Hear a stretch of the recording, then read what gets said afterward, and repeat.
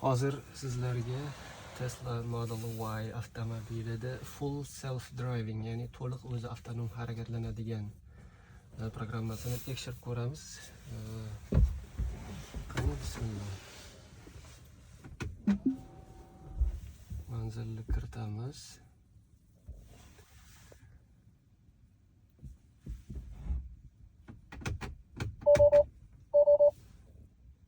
Auto steer temporarily unavailable ni yo'q qilyapti. Yurib boshlaychi, keyin chiqarmak.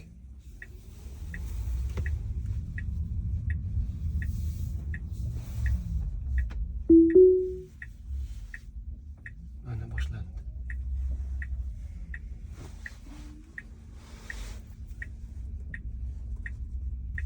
Bir 15-20 minutlik manzil. Full self driving. Katta trassaga chiqmaymiz, faqat shahar ichidagi kichkina yo'llar. Bir 2-3 yil bo'lib qoldi mana shu kichkina yo'llarda, shahar ichida to'liq avtonom boshqariladigan mana shu yo'lga qo'yilganiga oldin katta trassalarda, yo'llarda bemalol yurardi ungacha ham. Diqqatni qaratib turish kerak. Mana stop signda o'zi to'xtaydi. Mashinani o'tkazib yuborib, yana harakatlanishni boshlayapti.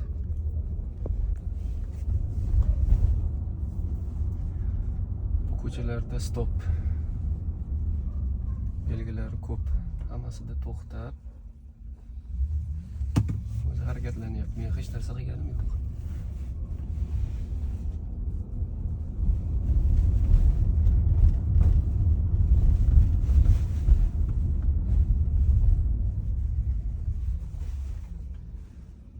Tomondagi mashinani o'tkazib yuborib, o'zi yuryapti.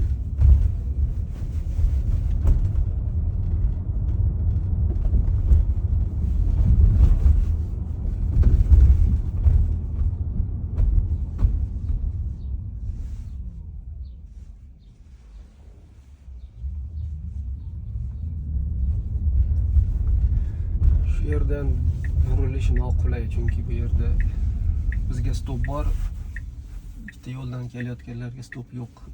Avtobus ham to'sib turibdi yo'lni chap tomonda. Qanaqa harakat qiladi?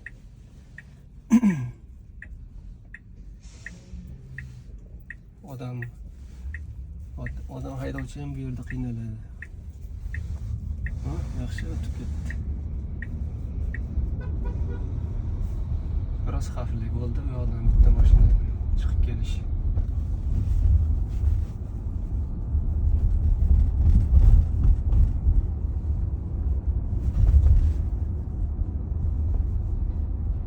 Avtonom harakatlanishni bitta minus tarafi men ko'rgan, yo'llarda chuqurlar, qanaqadir o'nqir-cho'nqirlar kelsa aylanib o'tamiz biz. Bu aylanib o'tmasgan, to'g'ri chuqur bo'lsa chuqurga tushib o'tib ketaveradi. Chunki buning maqsadi shu mana bu yo'lakda liniyada turish.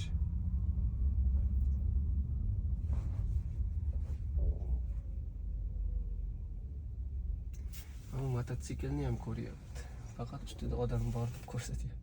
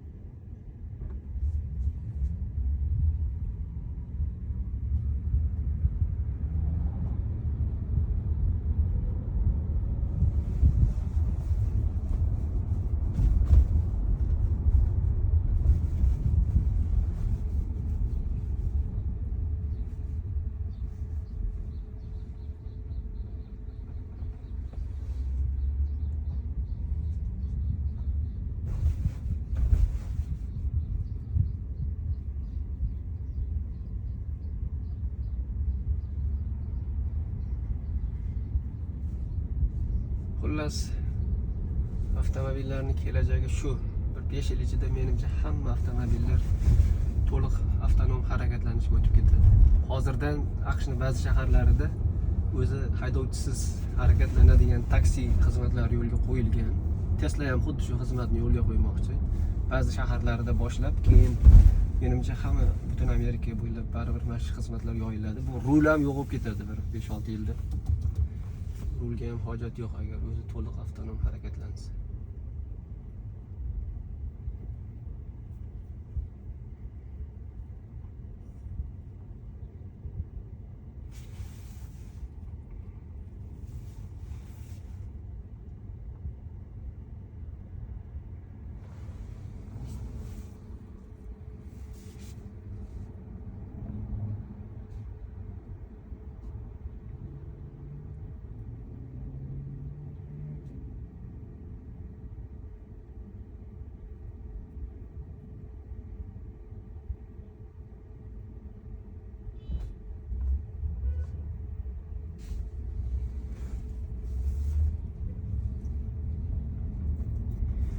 Agar odam haydovchi bo'lganda hozir shu yerda chapdan aylanib o'tib ketgan bo'lardi. Oldidagi mashinani yurishini kutdi.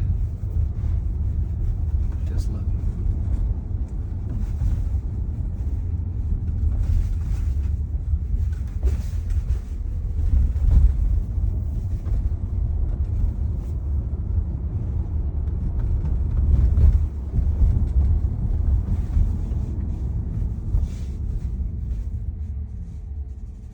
Odam yugurib o'tdi yo'limizdan, shunga mashina ham sekinlashdi.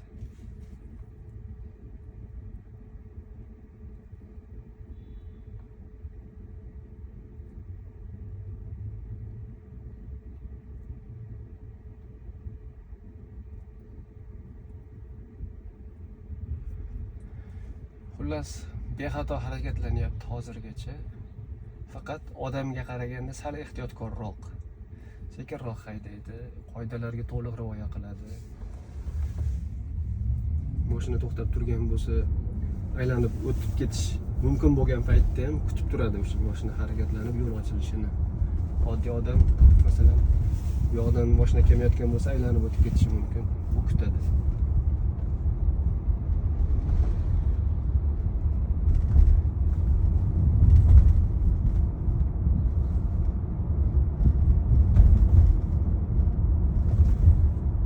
Sariqda to'xtamasdan o'tib ketdi, yaxshi.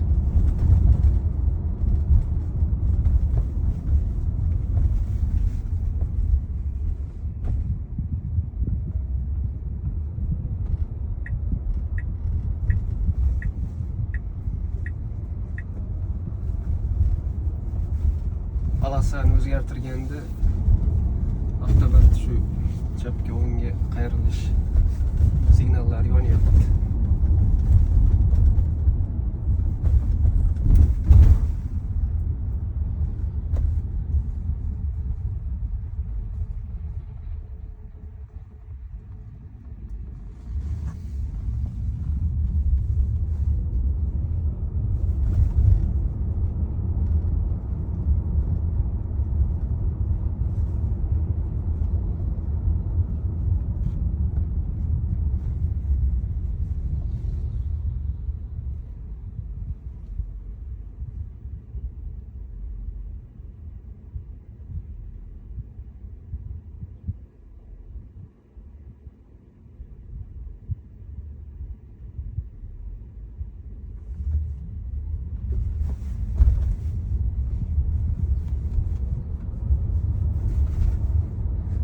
Tezlikni masalan bu yerda 25 mil ko'rsatyapti soatiga tezlik. Odatda shundan 10 gacha tepaga o'tish mumkin haydaganda. Nastroykasidan shuni o'zgartirib, masalan, belgilangan tezlikdan 10 milga ko'proq tezroq yurishini nastroykasidan to'g'rilab o'zgartirish mumkin. Hozir masalan biz velosiped orligi uchun mashina o'zi sekinlashdi. O'zim tezroq yurib o'tib ketish kerak bu yerda.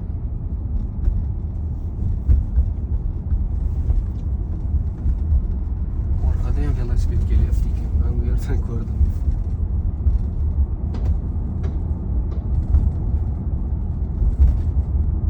Qoyil chetga chiqib, mana bu sariq Palasani bu tomoniga o'tib aylanib o'tdi. Velosipeddagi odamni. Xuddi odamga o'xshab haydadi.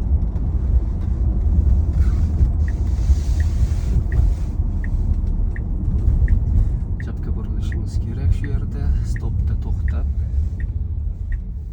Svetofor yo'q bu yerda.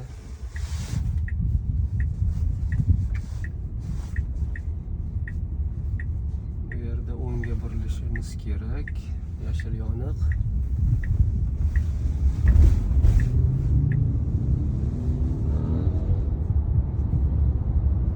Murakkab va hamma yo'l harakati qoidalari bor ko'chalardan yaxshi o'tyapti.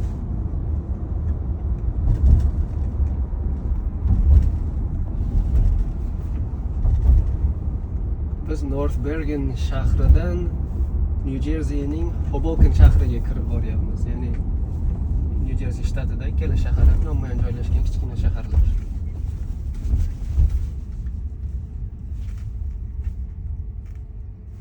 New York shahriga yaqin shaharlar. Ko'pchilik shu yerda yashab, New York shahriga qatnab ishlaydi. Mana ham chap tomon kamerada ko'rinayotgan bo'lsa, New York Manhattan shahri, shu daryoning tomoni. Biz ham shu yerda yashab, shu Manhattanga ishga qatnaymiz.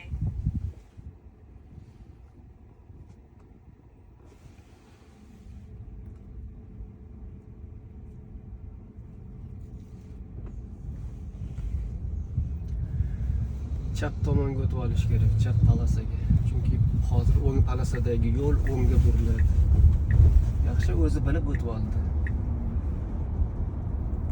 Agar o'zim o'tishini xohlasam, shu chap tomonga burilish signalini bossam, o'zi o'tadi, lekin men hozir tegmadim, o'zi bilib o'tdi. Chunki bu yo'l hozir faqat o'ngga qayriladi. Bu o'rtadagi yo'l to'g'riga yuradi.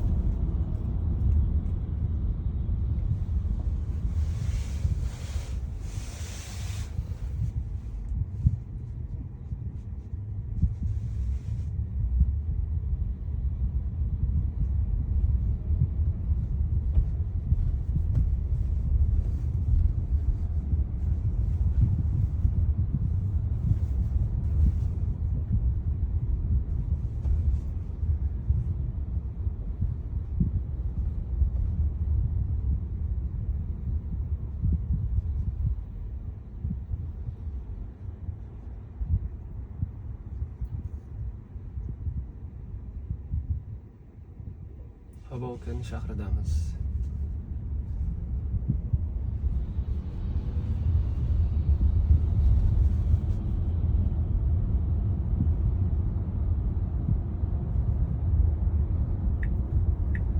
Shu svetofordan chapga qayrilamiz.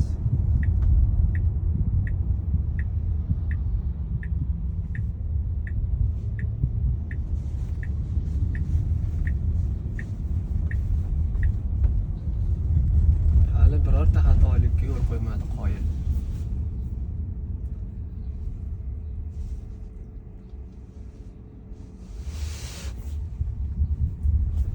Ko'chalarning hamma tomonida stop bor, to'xtab. Birinchi to'xtagan mashinani o'tkazib olib, keyin yuryapti.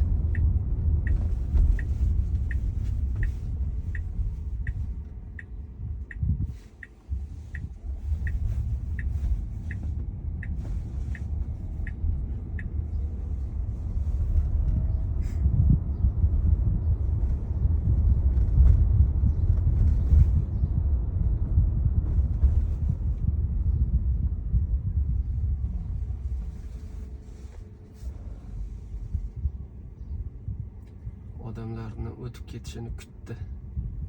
Mashina agar ulgurardi, lekin kutdi, ikkilanyapti bu yerda. Bu yoqdan ham odamlar o'tayotgandi, ikkilanib o'tdi, yaxshi to'xtamadi.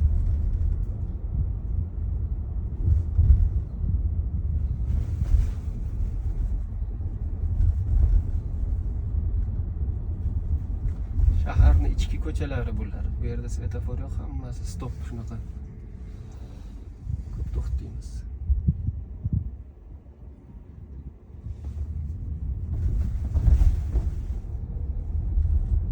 Mashinaning to'rttala tomonida ham kameralar bor. Asosan kamera orqali boshqariladi bular. kamera va sensorlar.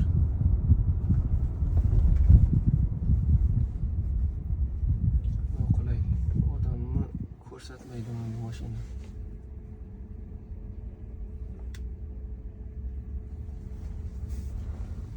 Zo'r.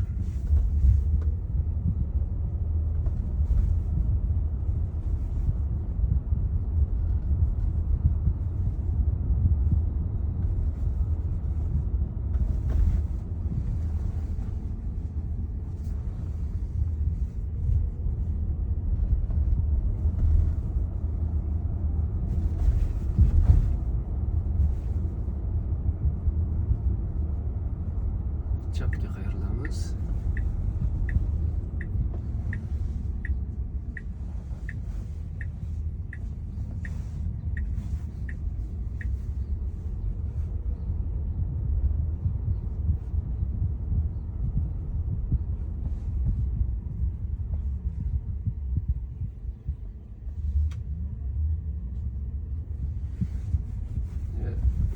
Tezroq o'tish kerak edi. Uni yo'li edi biz. Stopda to'xtab, sekin o'tdi hozir bu mashina. Odamlar turgani uchun o'tishga ikkilenyapti. Aslida bizni yo'l edi bu. Mayli, qizil yonib qoldi.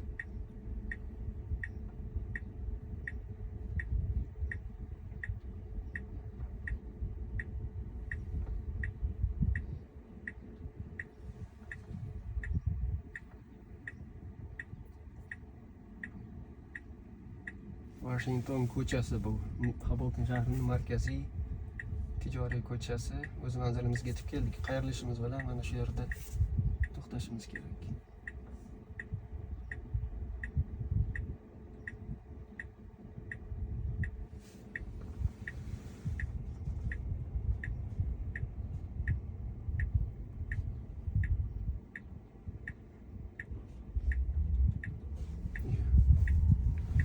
Qizilda o'tib ketdi. Ha. Yashil yonmasdan turib harakat boshladi. Lekin yashilda o'tdi. Yetib keldik. Qani nima qilar ekan bu yerda?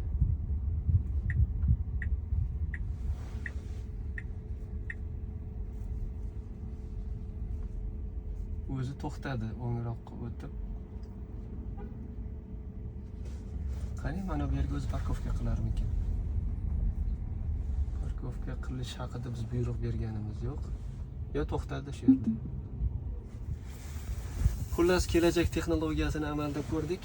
O'zingizlar baho berasizlar qanday harakatlanganini.